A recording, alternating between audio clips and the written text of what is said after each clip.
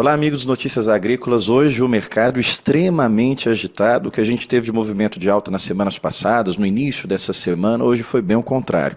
Soja mergulhou para mais de 2% de queda, mas o ponto positivo para as cotações foi o dólar, que subiu mais de 1%, tentando equilibrar a conta. Mas a gente sabe que para o mercado interno, o custo de vida aqui no Brasil fica mais caro com o dólar subindo.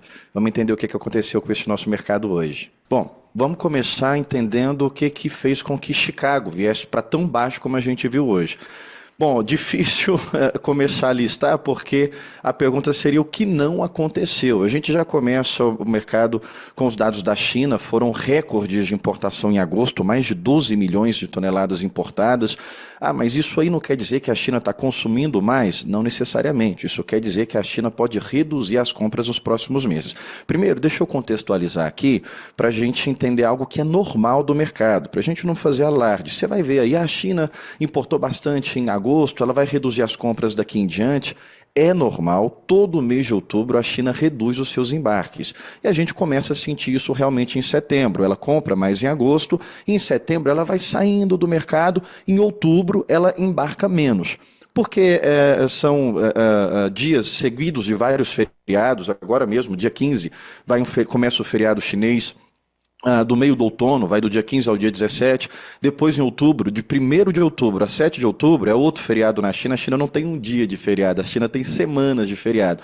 Então, todo mês de outubro, a gente vê no mercado menos embarques da China. Então, começa por aí, a China comprou muito no mês passado, o mercado já entende que em outubro vai reduzir, mas essa compra acima do normal deu a entender que ela pode reduzir ainda mais esse ano, que outubro de 2024 possa ser...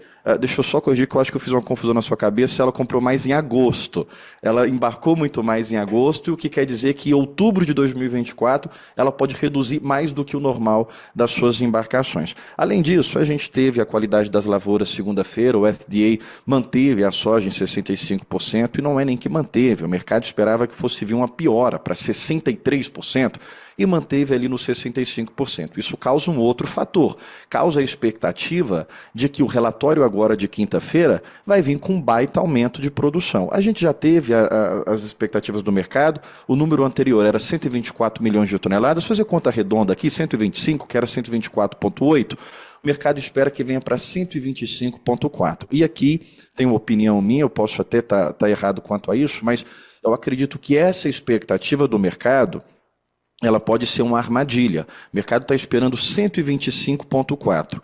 Os números do Profarmer jogavam a produção para muito mais do que isso.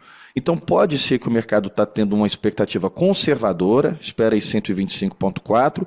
Dessa vez eu acredito que o FDA possa vir ainda maior do que as expectativas do mercado. Então a gente tem essa situação da China, que já dá um receio da demanda, no momento que a demanda naturalmente é reduzida, aí ela compra mais no mês passado, a qualidade das lavouras, o mercado espera piora, e aí veio uma melhora, por mais que se manteve os mesmos 65%, esse 65% pode ser considerado uma melhora.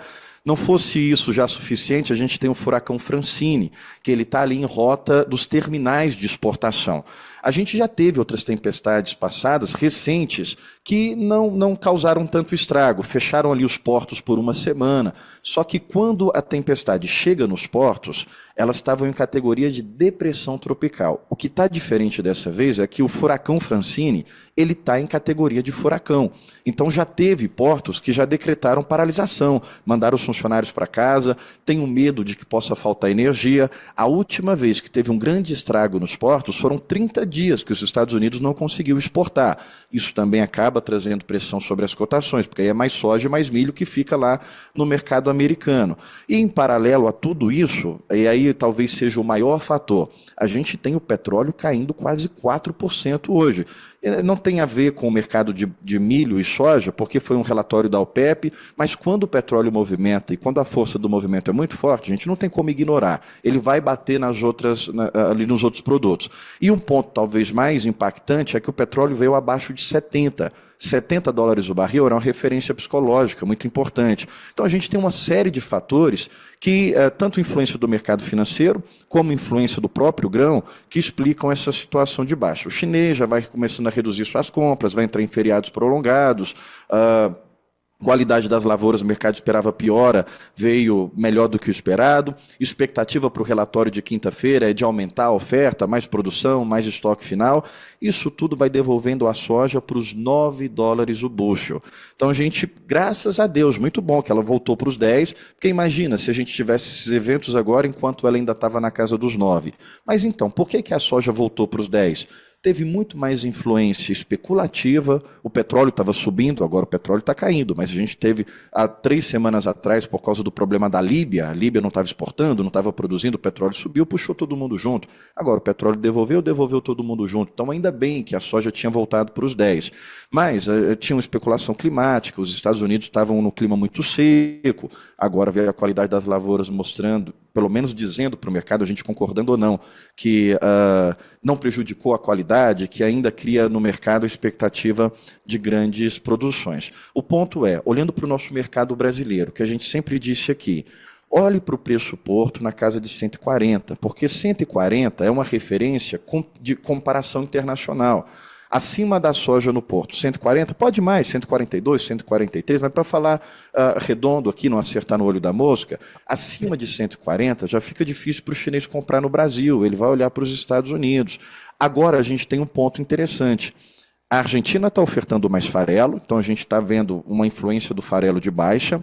Os Estados Unidos subiu o seu preço e aí chegou acima de 10, você viu que bate, porque o chinês vai dizer, peraí, Estados Unidos, acima de 10 também a sua soja vai ficar cara para mim, e aí eu não compro. E aí bate na soja dos Estados Unidos, respinga para a gente aqui também. Então hoje o nosso preço porto está na casa de 136. A gente pode ter uma melhora nos prêmios, a gente pode voltar de novo para perto de 140. Vou repetir uma frase que eu disse aqui várias vezes, quem vendeu 140 lá atrás, 140 estou falando de referência do porto. Você faz a conta aí para a sua região, tira o frete, o base, você vai ver quanto que vai dar. Mas quem vendeu com essa referência de porto na casa de 140 lá em julho, vendeu melhor do que quem vender a perto de 140 hoje, porque carregou essa soja por mais tempo. Mas acima desses 140, o chinês ele foi lá para o cenário americano. Agora o cenário americano está ficando mais caro. Ele pode voltar para o Brasil, ele pode olhar para o Brasil no momento em que a gente está com pouquíssimo estoque de passagem, então vai sustentar os nossos prêmios, a gente pode ter um prêmio lateralizando, resistindo a pressões de queda, porque a gente está com um estoque no Brasil muito pequeno. Só que muita atenção, esse preço, essa pressão de estoque baixo, ela tende a ser curta. Por quê? A gente está nas vésperas da colheita americana. Você viu aí que o milho já tem 5% de área colhida. Não era esperado vir esse número de segunda-feira para o milho. Então pode ser que daqui 2 semanas a gente já tenha alguma coisa para a soja de área colhida. Então a gente está em véspera de colheita americana. E a gente está em desenvolvimento de plantio no Brasil. Setembro, todo o início de plantio, a gente sempre começa com setembro seco e sempre começa com muitas dúvidas. Setembro é mês de dúvida climática. Hoje, os mapas estão mostrando, na virada de setembro, um clima mais úmido.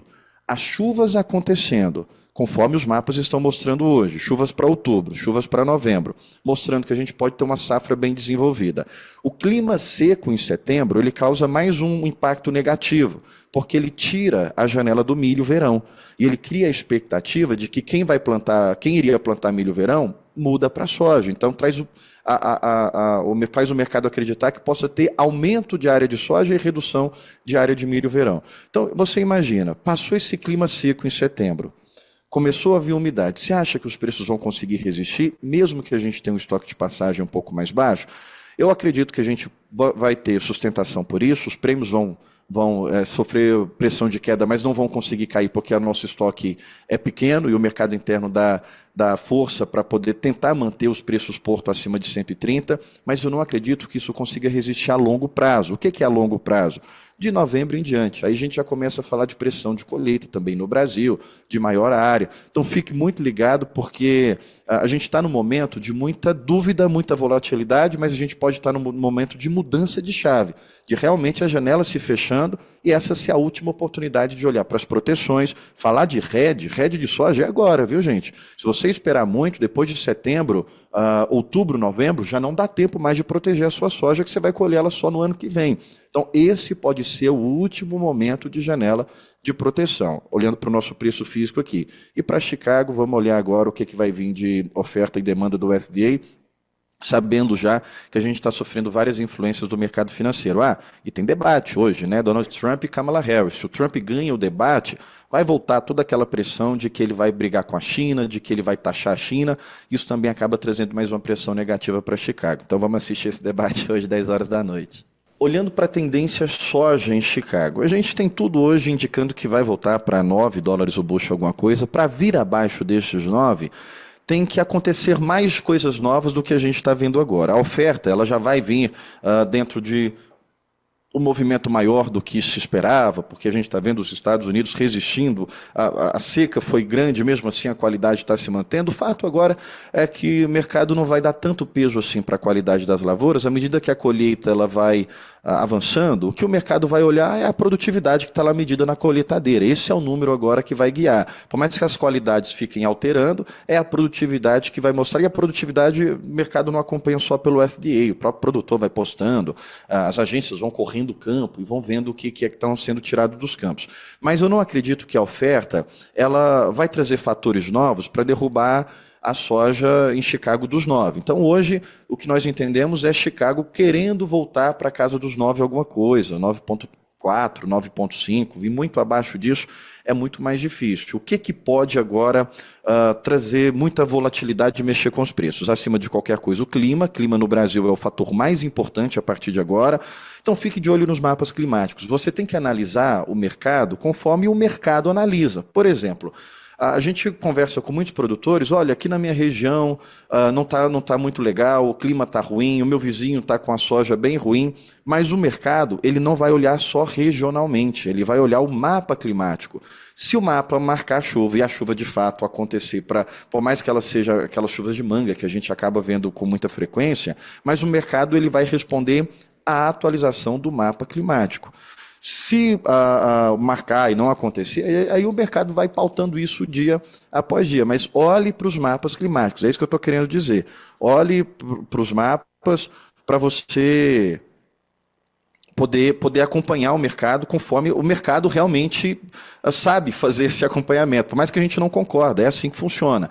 Conforme a atualização climática, os preços vão sentindo o seu tom. Outro ponto que pode ser uma ameaça para Chicago, clima é o primeiro lugar, a palavra final agora é do clima, mas o outro ponto é, de fato, as eleições americanas, porque se cria um receio de que o Trump ele seja muito mais agressivo contra a China do que seja a Kamala Harris, do que sejam ali os republicanos.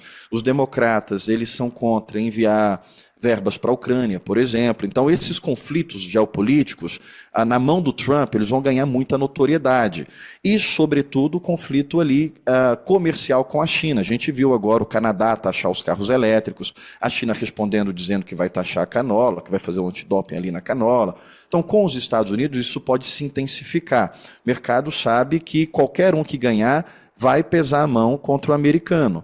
Mas a dúvida é, será que o Trump vai pesar muito mais do que se for uma Kamala Harris ali, por exemplo? Então, o problema para Chicago agora são as eleições americanas e o clima brasileiro é o que vai dar o tom. Relatório do FDA agora pode bater um pouco mais, mas eu acredito que ainda Chicago se sustentando acima dos 9. Para derrubar dos 9 é o desenvolvimento da lavoura brasileira e as eleições dos Estados Unidos, conforme as declarações contra a China forem surgindo.